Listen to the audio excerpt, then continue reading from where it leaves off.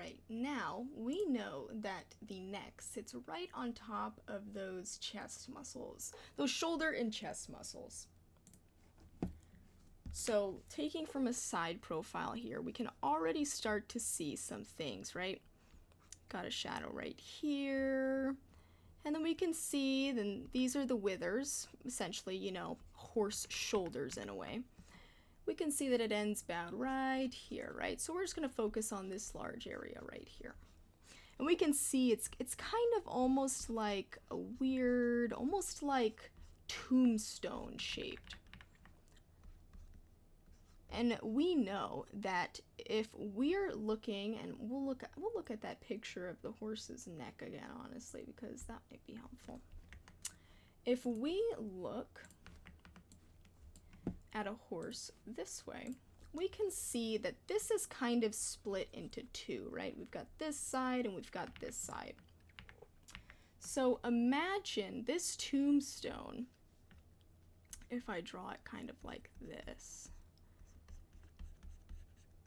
this weird shape, is going to be split in half, right? And depending on which leg the horse moves, this entire side of the shoulder is going to move, right? So if we have this leg, right, and we have this leg maybe move more this way, there's going to now be a split in the sides. They're completely separate from each other. So we have to, treat them as two individual parties. So knowing that we have these two shapes broken down, you can kind of see they kind of almost resemble very similarly to a human rib cage, because that's essentially what it is, right? And we know that if we move this shoulder as a human, only this shoulder is really going to interact, and this shoulder is going to stay completely separate. So think of it like that, because we know horses' anatomy and their bone structure is a bit different, and I'm actually going to explain why right now. So let's take a deeper look at horse anatomy here. So with humans, when we think of the humerus, we think of the arm, right? With horses, it's a bit different, as this bone, this shoulder bone, and the humerus is completely connected, meaning that when the horse moves its leg, it is moving this entire muscle all together. And technically, the actual shoulder of the horse is this joint right here, where a horse can, as we know, hinge at the shoulder. It can move its leg like this or like this, etc., etc.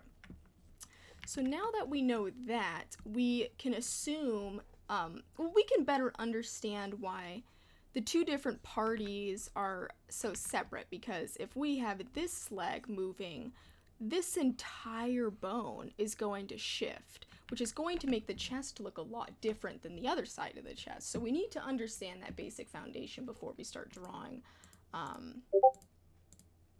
So if we go back to this fun little drawing right here, we can now understand, because we just looked at that that fun, see what layer I'm on here. We can understand that these two fun bones are connected, right? And this little ball is the shoulder. So when we are drawing this, essentially, we want to understand and start at the withers, right? There's always going to be this kind of slight bump before the back. And we can, back to the shape thing, we can kind of see, this is an L, this is an L, and right here, starting from the chest, this is an S, right? So we go, starting from the middle of the haunches, we go down to the rib cage and back up, right? That's an S. Look a little wonky of an S, but, and then also we can see with the back legs, it's a subtle S, right? So if we remember those shapes, it's kind of easy to remember the silhouette of a horse. You can see, you know, if I was a caveman, you know, I'd understand that this is a horse. So now that we have that, looking at this chest, let's block out our withers and just make it into a simple shape. It's kind of like a triangle, but with the tip erased off. And so we can see that at the tip of the withers, that's kind of where this bone starts, right?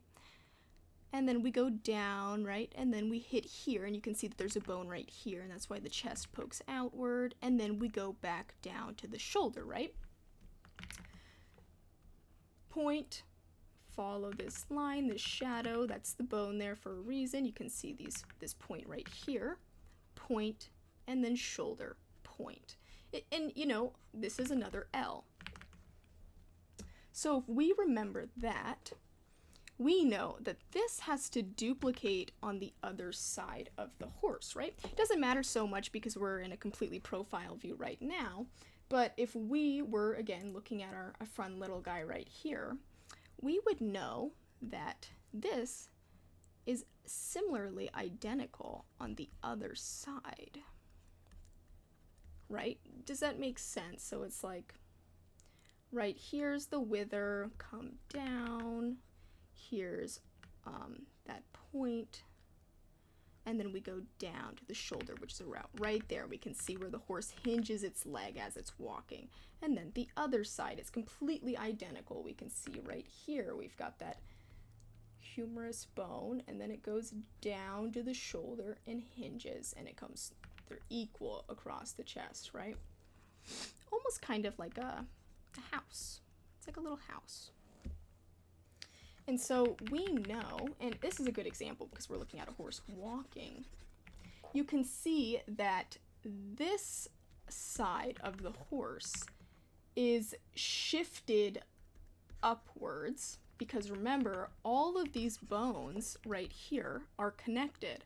So when the horse is walking and raising this leg, all of this right here is going to raise too.